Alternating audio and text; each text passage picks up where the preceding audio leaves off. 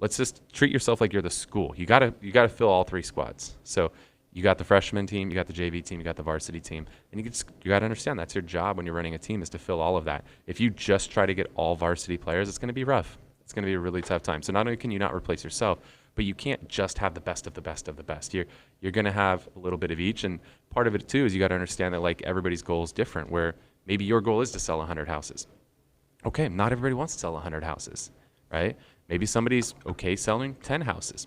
All right, well, you got to decide, are you okay with somebody selling 10 houses on your team? You got to figure out, like, what is that minimum standard or the minimum expectation to be a part of your team, and be okay with that.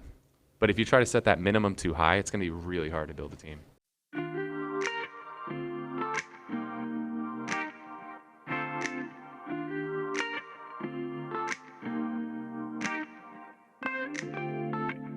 Welcome to the Whissel Way Podcast. My name is Kyle Whissel, your host with Whissel Realty Group and eXp Realty in San Diego. And I am Bryan, Koci, Director of Media here at Whissel Realty Group.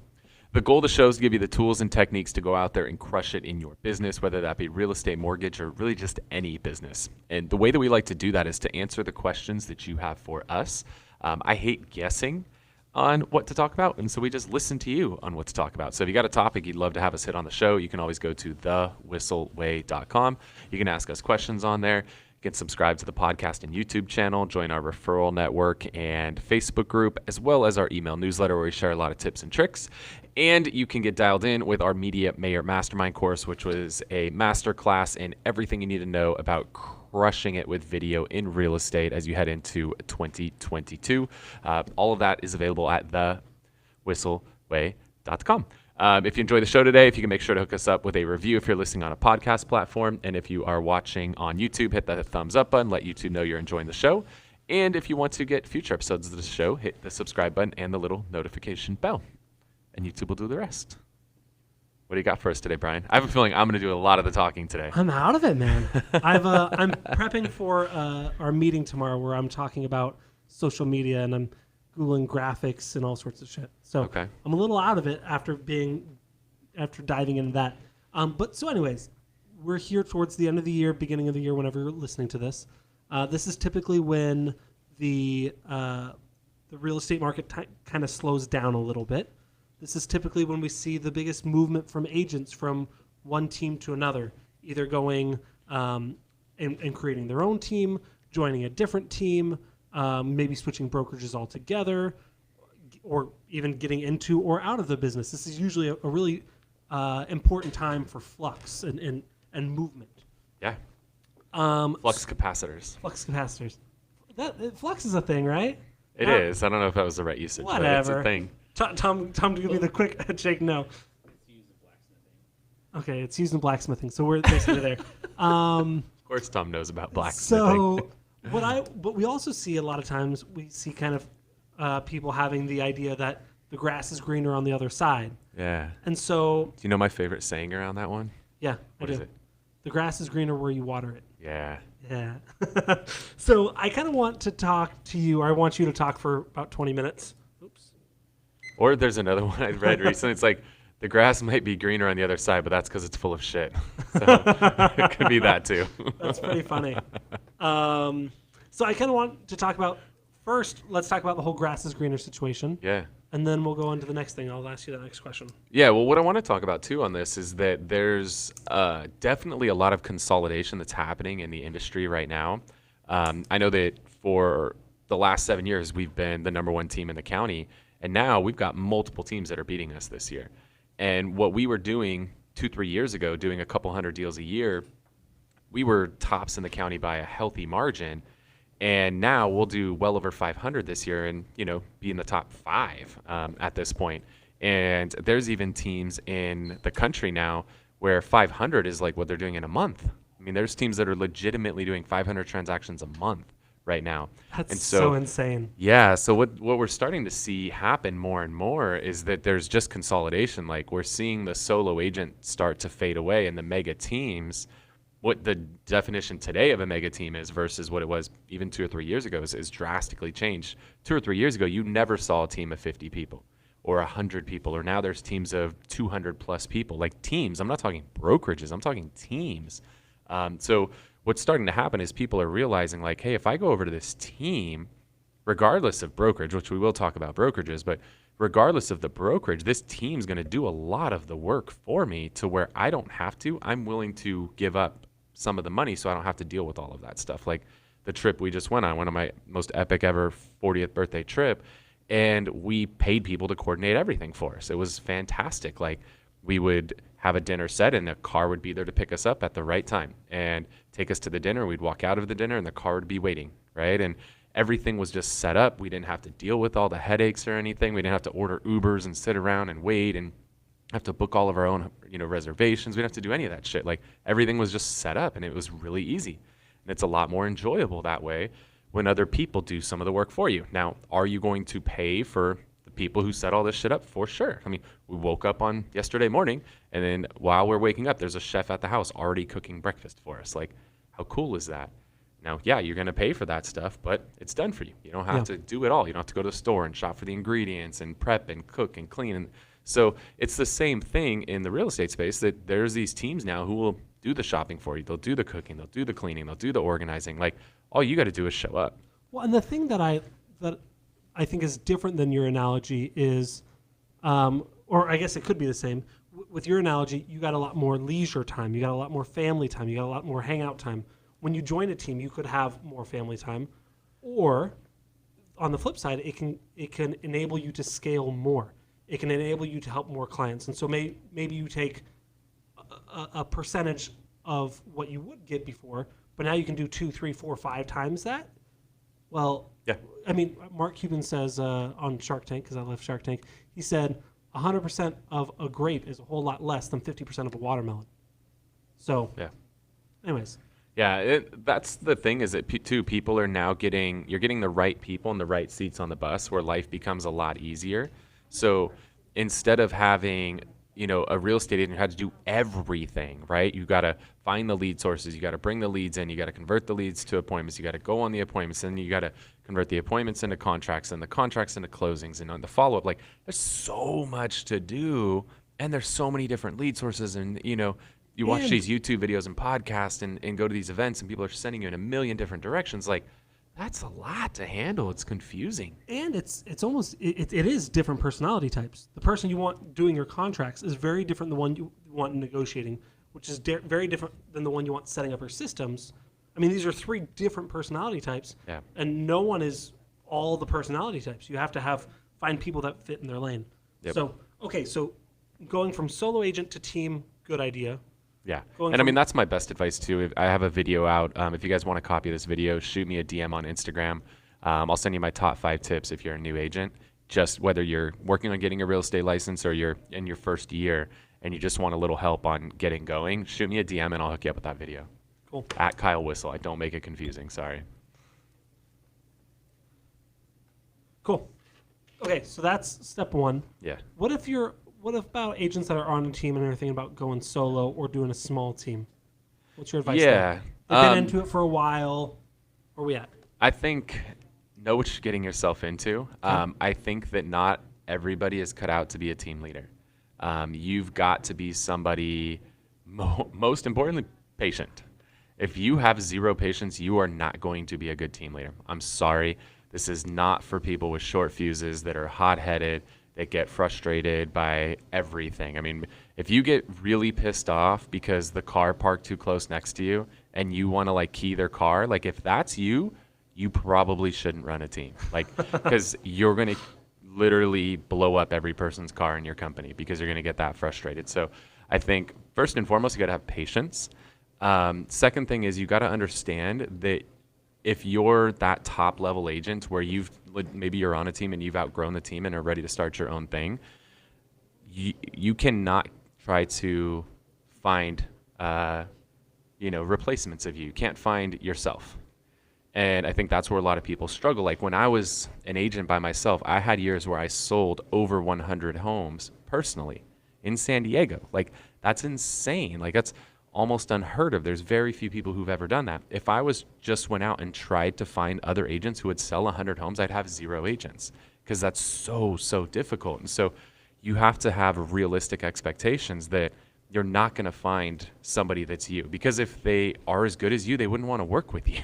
Like, they would do it on their own, in all honesty. Like, yeah, they've created their own team already. Yeah. So you got to realize that, in all sports, like I played sports. I was just with some of my high school buddies this weekend. And, when I went into high school to play basketball, like, there were 3 different teams. Well, really 4 you would end up on. You would either end up on just like the rec league, where you didn't make any of the teams, but you could still play rec ball, or there was like the freshman team, the JV team, or the varsity team. Like, there's different teams for a reason. And it's not that any one team is better than the other. There's just people that are the right fit for the right team at the right time. Like, it is what it is. There's people that fit on all the different teams. And then within the teams, you've got starters, and then you've got people who come off the bench. Like, this is just the way that it works. And so you just got to understand that you're not going to get all the top elite athletes. Like, you can only fit so many people on your varsity team. You're going to have your people who are going to excel, right? Like, if you break down our company, and it's going to really break into like thirds. Like, a third of the people are going to do, better than average. A third are going to be about average, and a third are going to be below average. And you got to be okay with that. I see a lot of people try to start teams, and they just want nothing but varsity players. Well, let's just treat yourself like you're the school. You got to fill all 3 squads. So you got the freshman team, you got the JV team, you got the varsity team, and you got to understand that's your job when you're running a team, is to fill all of that. If you just try to get all varsity players, it's going to be rough. It's going to be a really tough time. So not only can you not replace yourself, but you can't just have the best of the best of the best. You're going to have a little bit of each, and part of it too is you got to understand that, like, everybody's goal is different. Where maybe your goal is to sell 100 houses. Okay, not everybody wants to sell 100 houses, right? Maybe somebody's okay selling 10 houses. All right, well, you got to decide, are you okay with somebody selling 10 houses on your team? You got to figure out, like, what is that minimum standard or the minimum expectation to be a part of your team, and be okay with that. But if you try to set that minimum too high, it's going to be really hard to build a team. Okay. I think your JV freshman varsity was a little rough. I think you could, like, with NFL or maybe like little league teams, that makes more sense because one team the varsity team is definitely better than the freshman team. Yeah, they're better. Maybe that part of that analogy was wrong. But if you think about, if you're a school, you got to put a freshman team on the court, you got to put a JV team on the court, and you got to put a varsity team on the court. And you're thinking long term. Every right? team I've ever seen, you're going to have those 3 buckets. Yeah. Right? And that's okay. Because you got to have people that are going to grow in and replace people that. Right. I mean, people out. are going to graduate from varsity and move on. Yep. So there you work your people from freshman up to JV, your people are in JV up to varsity, and eventually, your varsity people will go. And that's another part you have to be okay with running a team is, in a perfect world, everybody stays with you forever. But it's not a perfect world. And in all honesty, I talk to other team leaders who are like, I've never lost a team member in 10 years. I'm like, because you're a bitch. Straight up. If you actually have 10 or more team members, you've never lost one in 10 years, you're a bitch. Because that means you have never trimmed the fat. You've not set a minimum expectation, and you've been too big of a bitch to actually let somebody go. Okay. Well, now that you've pussyfooted around that point. Did I dance around it, or was that too direct? I don't know how you really feel about that, but that's fine. Okay. So we've talked about joining a team. We've talked about creating a team. Let's talk about now if we go, okay, I want to join a team. Creating a team sounds horrible. What do you need to look for in a team or a brokerage? What's their checklist that say, do they have this, yes or no? For sure. So what I would say is, if we look at these in order of importance, I would look at the team first, brokerage second. Okay. And people who are watching this probably would expect me to say the opposite, but I'm being brutally honest. Like, I'm not coming at this topic from a biased point of view. I'm being honest. Like, if I could, let's not go into analogy. Let's just shoot straight at what it is. Like, if I want to be at a certain brokerage, but all the team leaders at that brokerage suck, I'm not going to go work for a team leader that sucks just to be at a certain brokerage. Like, if I moved to a new city, I would Google who are the top 5 teams in the city. Like, honestly, myself personally, right? Like, I bought a house in Tennessee. So if I was going to go move to Nashville, Tennessee, who are the top 5 teams in Nashville? And I would go interview, and I would work for one of them at least for a year. Legitimately, myself personally, having done this, having sold, $3 billion in real estate, I would go on a team just so I could learn how to do the job in that area, because how the job is done here in San Diego is going to be different than how it's done in Nashville. I need to know, what are the different lead sources? What are the, the different areas? How does the conversion cycle work? How do the contracts work? How does the closing process work? Like, do you have a closing table? Do you not? How do you do your docs? How does everything? Like, I'd want to spend a good year on somebody else's dime, letting them teach me, and they already have the systems, tools, processes, everything in place. I want to learn from that person, and maybe I love it because some people are cut out to be a team member their whole life, and that's great. There's nothing wrong with that. But then there's other people who are going to do it for however long that ends up being, and then they'll move on and they'll spread their wings, and that's cool too. But I would personally join a team, even if I went to a new city today outside of California. I would, because I don't know how the processes and the systems and everything work in that city. So if a team leader would actually take me on under their wing and not be scared of me, I would join their team and let them teach me. Just tell them you'll buy their business in a year. Okay, so give me your top 3 red flags. If you were interviewing for a team and they said something, you're like, oh, fuck, this is not going to work well. I mean, sorry, I'm probably going to step on some toes here, but I wouldn't join a team that hasn't been in existence for over a year. Like, I'm not trying to be part of the beta group. Mm-hmm. And in all reality, if it's been around less than a year, that's the alpha group. Year 2's beta. That's friends and family round. That's pre-seed. That's really early. So I think that would be something I'd be concerned about. I've seen so many people try to start teams and fail. Like, I want an established team. I mean, a minimum of a year, and I would want to see how that team is done. What I tell people when they interview with our team is, after I interview you, like, I encourage you, pull up our roster and call 3 agents off the roster. You pick. I'm not going to tell you who to call, because obviously I'm going to tell you who I want you to call. Of course. Just go on my roster and call 3 agents. Whoever you think. Him, her, him, whatever. Like, I don't care. Call anybody. And see what they say. Because, like, as a team leader, I'm obviously going to tell you how great we are, right? Like, it's my job as a team leader. But you call my team members, they're going to be a lot more honest, right? They're not going to sugarcoat it. Now, you might get the company person who's going to say what they're supposed to say. But if you, that's why I say call 3, because you're going to get some opinions, and a lot of times they're going to shoot straight with you. So that would be something I would do too, is when I want to know that they've been around for at least a year. 2, I'd want to call 3 people randomly without the team leader knowing, and get some opinions on what people think and how their experience has been. And I would want to know, like, their processes and what systems they use. And if they couldn't, like, clearly articulate, oh, this is a CRM that we do, and this is how, like, when a lead comes in, this is what we do, and then this is your job, and then this person handles this for you, and this, like, if they couldn't clearly explain to me, like, what does the workflow look like being here, so that I have a clear understanding of, like, what do I do? Because you got to have a very clear set of expectations bilaterally. I need to know, right, what do you expect out of me, and what can I expect out of you? And if somebody can't clearly articulate that, not a chance I'm going to work for that person. They've got to be able to because if they can't clearly articulate it to me, they can't clearly articulate it to a freaking client. Like, that's not a place I want to be. So I need somebody who can very clearly, boom, here's how we're set up. Ideally, they have an org chart, so you could see. I'm a very visual person, so I like to see an org chart so I could see where do I fit into this, and what are all the other people, and what do they all do. So if you're taking notes and you run a team, like, you might want to button your shit up so you could answer some of these questions if somebody asks them to you. Cool. So, yeah, team first, brokerage second. Cool. Because all brokers aren't the same. So, there's... Even not all regions are the same in a brokerage. For sure. If you go to Florida, so many are franchise owned. Yeah. So the way, even in San Diego, right, the way that the Coldwell Banker office is run here in East County is going to be different than the one in South Bay, is going to be different than one on the coast. So even within a city, you're going to have different franchise owners. So they're all going to be different. So I think that that's pretty important. Understand that, like, you can't just be like, I'm joining Coldwell Banker, period. Like, well, okay, what office are you going to join? Because every office is going to have their own, setup. And some companies, the comp plans are going to be different from one office to the next. And other companies, it's flat across the board. So that's important to know too, is like, just because you say you want to join, and we won't pick on anyone, you just want to join ABC Realty, if that's a franchised company, each franchise owner in most of these franchises have the ability to play with the numbers a little bit. So they could set theirs up differently than the next. So that's important to know, is they're not all the same. Just because you might have a friend in, the other side of the country who works for XYZ Realty doesn't mean the XYZ in your city is going to be the same.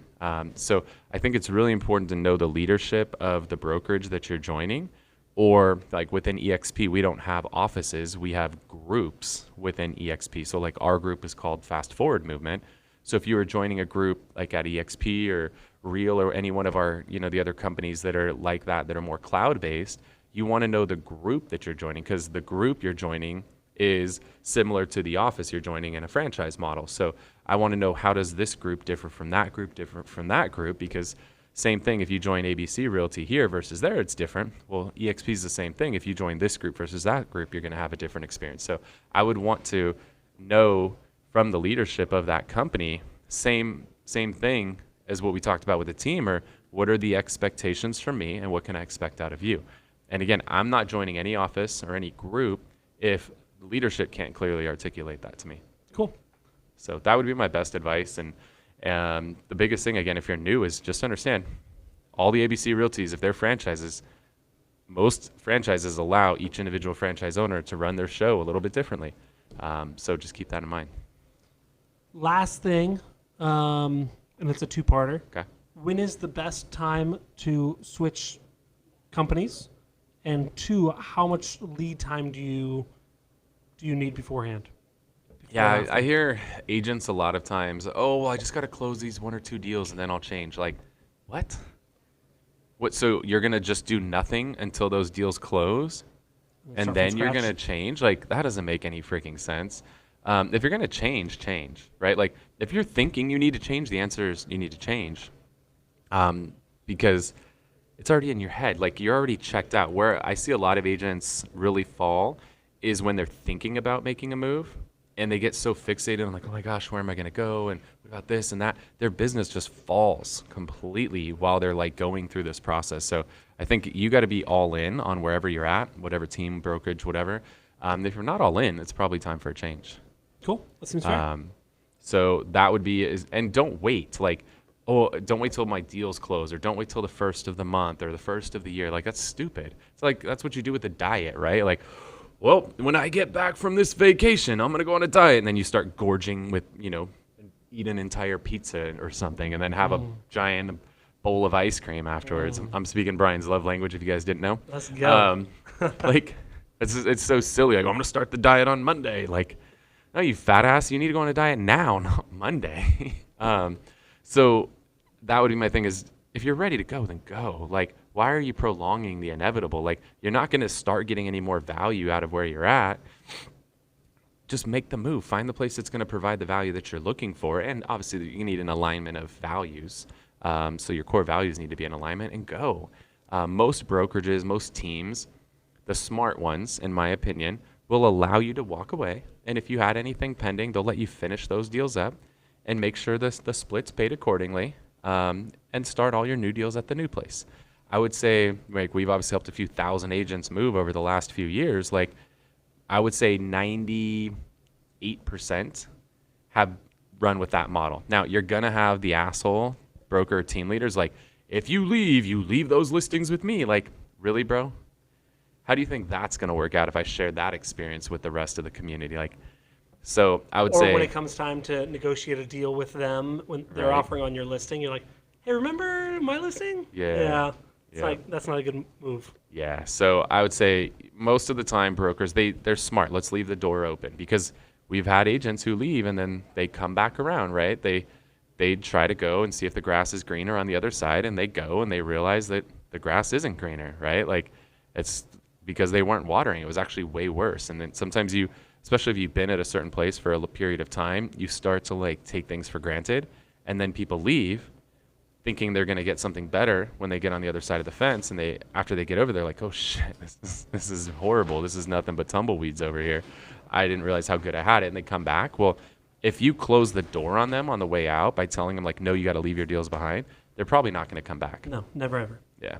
Cool. So that's what I got for you. Hopefully you guys are getting some value out of this. We're going to go into our Whissel widget of the week here in a minute. But before we do, if you're enjoying the show, if you are listening on a podcast platform, hook us up with a review. If you're watching on YouTube, hit that thumbs up, let YouTube know you're enjoying it. And if you want to get future episodes of the show, hit that subscribe button and the little notification bell. And if you have questions you want to have us answer on a future episode of the show, you can always go to thewhisselway.com, ask us questions, join the referral network, email newsletter, and Facebook group. subscribe to the podcast and YouTube channel, and get dialed in with our Media Mayor Mastermind Masterclass, which will teach you everything you need to know about video, whether it's one-to-one video from your cell phone or community videos or starting a YouTube channel, how to run ads, the whole nine, thewhisselway.com. All right, with that said, Bryan, Whissel Widget of the Week, something we use in our business that saves us time, makes us more money, or just helps us have more fun. What do you got for us? I don't use this in my business, but this is probably the best birthday present I've ever given to my wife. And now with Christmas coming along, I think it's prevalent to share. I saw this on an Instagram ad, and it's a way to get your pictures printed every month without too much headache. So it's through a company called Chatbooks, ChatBooks, and I think it's like $15 a month, and I get a new book every month. And what I do is I just open the app, I select all the images that I want for that book. I can reorder them, I can crop them, I can color correct them. But the nice thing is it only shows me photos that I took that month. So it's not going to be like, here are all your photos, figure it out. It already filters out for you. And you just go through and pick your 30 pages. My mom liked it so much, she made me buy her a set too. So now each month I get 2 books, one for my mom, one for my wife. And we have them above our mantle, and we have literally every month of the year. So we can just kind of look at it, and when people want to say, hey, how shitty was your year? I can show them a couple books. But it's always really fun to actually go through and design it. Like, oh, remember we did this, and oh, this was the month we did Disneyland. And like it's fun to reminisce, and it's fun to create it. It's fun to have a physical printed copy, and it's pretty inexpensive for something that's nice and tangible. Like it. I do too. Thanks. Cool. Well, I was just down in Mexico and got to use this app a lot. My Spanish is good. Is it? But it's not great. I was actually very happy with my Spanish. I was able to communicate quite well. How drunk were you, though, when you were happy with your Spanish? He's like, it's great. We're like, no. We won't even get into some of the jokes. But yeah, we use this app a lot.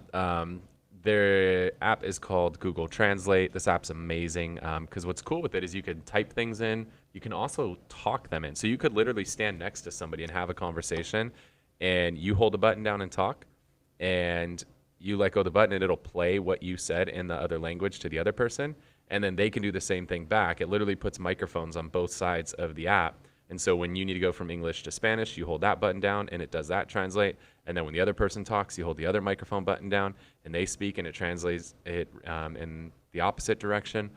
So Google Translate came in very, very handy down in Mexico, and so for those of you guys that travel a lot, strongly recommend. Now, Apple has a Translate, but if you look at the reviews in the App Store, the Apple version is shit. No es goodo. The Apple version is shit, and the Google version is much, much better. So shout out to Google for making a badass Translate app. Cool. So that's what I got for you. Cool. Well, hopefully you guys got a lot of value out of the show today. I'm Kyle Whissel with eXp Realty here in San Diego. Want to thank you so much for tuning in to this episode of the Whissel Way Podcast. See you next week. Wait. Before you leave, I want to share some more tips and tricks that we're using in our business to take it to that next level. Just click right here. And don't forget to subscribe. Click right here.